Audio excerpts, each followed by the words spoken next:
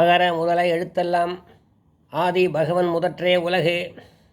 பேரன்பு சான்ற பெரியோர்களே, தாய்மார்களே, ஆன்மீக அன்பர்களே, இதிகாச நேயர்களே, இலக்கிய பிரியர்களே, ஜோதிட ஆர்வலர்களே, உங்கள் அத்தனை பேருக்கும் முனுகை ராமச்சந்திரனின் முதன்மையான வணக்கம். இன்றைய தினத்திலே ஜோதிடத்திலே இருந்து ஒரு பதிவை பார்க்க போகிறோம். அதாவது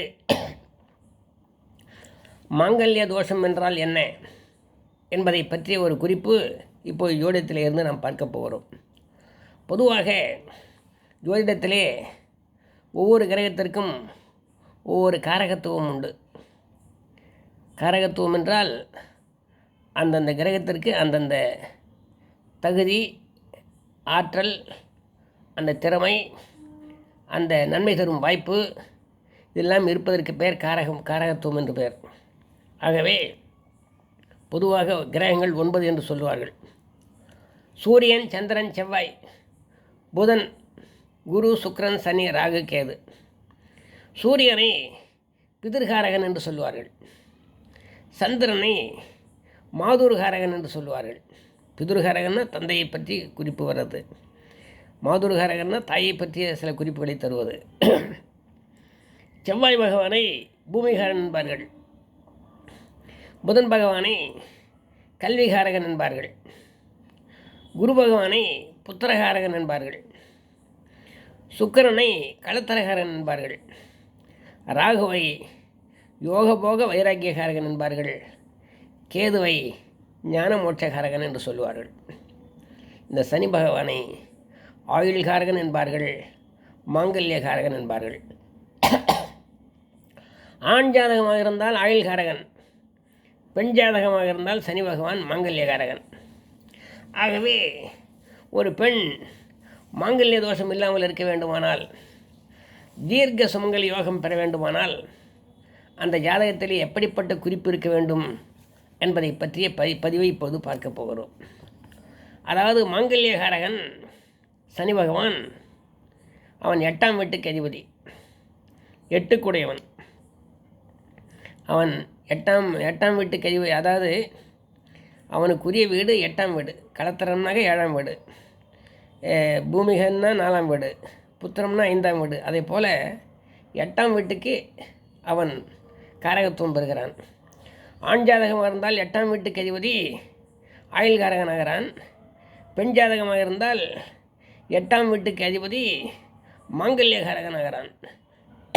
இப்பொழுது மாங்கல்யஸ்தானமாக விளங்கக்கூடிய 8ஆம் இடத்திலே ஒரு பெண்ணுடைய ஜாதகத்திலே சனி பகவான் அமரக்கூடாது.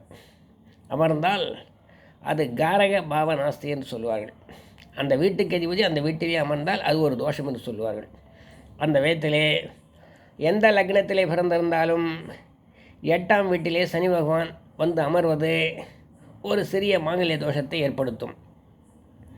அதுக்கடுத்து பார்த்தோம்னா, சனி பகவான் எப்படிப்பட்டவன்னா, பெண்ணுக்கு தீர்க்க சுமங்கல யோகத்தை தரக்கூடிய, மாங்கல்ய பலத்தை தரக்கூடிய கிரகமாக இருக்கிற காரணத்தினால் அந்த சனி பகவான் மாங்கல்யஸ்தானமாக விளங்கக்கூடிய 8ஆம் வீட்டிலே அமரக்கூடாது. அந்த சனி பகவான் பாதக வீட்டிலே போய் அமரக்கூடாது. பாதக வீடுன்னா லக்னத்தில் சரலக்னம், ஸ்திரலக்னம், உபயலக்னம்னு இருக்குது. சரலக்னத்திலே ஒரு பெண் பிறந்திருந்தால் 11ஆம் வீடு பாதக வீடு, ஸ்திரலக்னத்திலே பிறந்திருந்தால் 9ஆம் வீடு பாதக வீடு, உபயலக்னத்திலே பிறந்திருந்தால் 7ஆம் வீடு பாதக வீடு. ஆகவே இந்த பாதக வீடுகளிலே அந்த மாங்கல்யகாரகன் சனி பகவான் அமர்ந்தால் மாங்கல்ய தோஷம் உண்டு. அடுத்து அந்த மாங்கல்யகாரகனாக விளங்கக்கூடிய சனி பகவான் பாதகாதிபதியோடு சேரக்கூடாது. சரலக்கணமாக இருந்தால் 11ஆம் வீட்டோன் பாதகாதிபதி, ஸ்திரலக்கணமாக இருந்தால் 9ஆம் வீட்டோன் பாதகாதிபதி, உபயலக்கணமாக இருந்தால் 7ஆம் வீட்டோன் பாதகாதிபதி. ஆகவே மாங்கல்யகாரகனாக விளங்கக்கூடிய சனி பகவான் இந்த பாதகாதிபதிகளோடு சேரக்கூடாது. அதுக்கடுத்து இந்த மாங்கல்யகாரகனாக விளங்கக்கூடிய சனி பகவான் பாதகாதிபதியினுடைய சேர்க்கை கூடாது. ஏதாவது ஒரு இடத்துல சனி பகவான் இருப்பார். அந்த சனி பகவானோடு யார் இருப்பாங்கன்னாக்கா, அந்த பெண் எந்த லக்னத்திலே பிறந்திருக்கிறாளோ அந்த லக்னத்துக்கேற்ற ஒரு பாதகாதிபதி இருப்பான் அல்லவா, அந்த பாதகாதிபதியோடு சேரக்கூடாது. அதுக்கடுத்து அந்த பெண்ணுடைய ஜாதகத்திலே மாங்கல்யகாரகன் சனி பகவானை பாதகாதிபதி பார்க்கக்கூடாது. ஒரு பாதகாதிபதிகள் இருக்கிறார்கள். அந்தந்த பாதகாதிபதிகளுக்கு சில பார்வைகள் உண்டு. குரு நல்ல கிரகம்தான், ஆனால் அந்த குருவே மிதுன லக்னத்திலே கன்னி லக்னத்திலே பிறந்தவர்களுக்கு பாதகாதிபதி. ஆக சுபகரகம் அசுபகரமாக மாறும், அசுபகரமும் சுபகரமாக மாறும். ஆகவே குரு பார்த்தால் கோடி நன்மை என்று சொன்னால் அது ஆகாது. குரு பாதகாதிபதியாக இருந்து அவர் பார்த்தால் அதில் பிரயோஜனம் இல்லை. ஆகவே ஒரு ஜாதகத்திலே மாங்கல்யகாரகன் சனி பகவான் பாதக வீட்டிலே அமரக்கூடாது, பாதகாதிபதியோடு சேரக்கூடாது, பாதகாதிபதியுடைய பார்வையை பெறக்கூடாது. அது மட்டுமல்ல, அந்த ஜாதகி அந்த பெண்ணானவள் ஒரு திதியிலே பிறந்திருப்பாள். ஒரு நட்சத்திரத்திலே பிறப்பதைப் போல ஒரு திதியிலே பிறந்திருப்பாள். அந்த எந்த திதியிலே பிறக்கிறார்களோ அந்த திதிக்கு 2 ராசிகள் விஷசூன்ய ராசியாக போயிடும். அது ஒவ்வொரு திதியை பொறுத்து. ஒவ்வொரு திதி இப்போது பிரதமை, தூதியை, திருதியை, சதுர்த்தி, பஞ்சமி, சஷ்டி அப்படின்னு சொல்லிகிட்டே போகிறோம் இல்லையா. அப்படி சொல்லுகிற போது எந்த திதியிலே அந்த பெண் பிறந்திருக்கிறாளோ அந்த திதிக்கு ஏற்றபடி விஷசூன்ய ராசிகள் 2 உருவாகும். அந்த விஷசூன்ய ராசிகளிலே அந்த மாங்கல்யகாரகன் சனி பகவான் போய் அமரக்கூடாது. அடுத்து மாங்கல்யகாரகனாக விளங்கக்கூடிய சனி பகவான் அந்த பகை கிரகமாக விளங்கக்கூடிய கிரகத்தோடு சேரக்கூடாது. மாங்கல்யகாரகன் சனி பகவானோடு செவ்வாய் சேரக்கூடாது. மாங்கல்யகாரகன் சனி பகவானோடு சூரியன் சேர்ந்து அஸ்தங்கமாகக்கூடாது. அந்த மாங்கல்யகாரகனாக சனி பகவான் நீச்சமாகக்கூடாது. மேஷராசியிலே சனி பகவான் நீச்சமாகிவிடுவார்.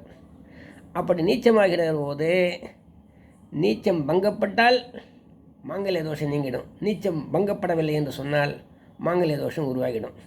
ஆக இப்படியாக ஒரு கிரகத்திற்கு எத்தனையோ விதங்களிலே பாதகம் ஏற்படக்கூடிய வாய்ப்பு உண்டு.